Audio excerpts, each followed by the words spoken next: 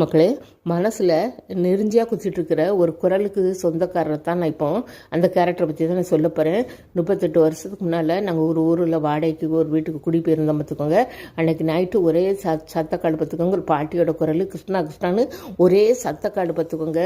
சரி என்ன ஏதுன்னு அக்கம் பக்கத்தில் மறுநாள் விசாரித்தா அவங்க சொன்னாங்க, அதாவது 45 வருஷத்துக்கு முன்னால் அந்த ஊருக்கு ஒரு அம்மா கை குழந்தையோட வந்திருக்காங்க.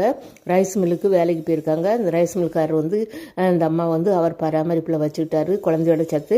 அந்த பையன் வளர்ந்து பெரியவனாகி வேறு வெளியூருக்கு போயிட்டா பார்த்துக்கோங்க. அப்புறம் அந்த பையனுக்கும் அந்த பாட்டிக்கும் தொடர்பே இல்லை, வரவே இல்லை பார்த்துக்கோங்க. அந்த பாட்டிக்கு அந்த மகன் நினப்பு ரொம்ப ஆகி பைத்தியம் பிடிச்ச மாதிரி ஆகி படுக்கையிலே விழுந்துட்டாங்க பார்த்துக்கோங்க.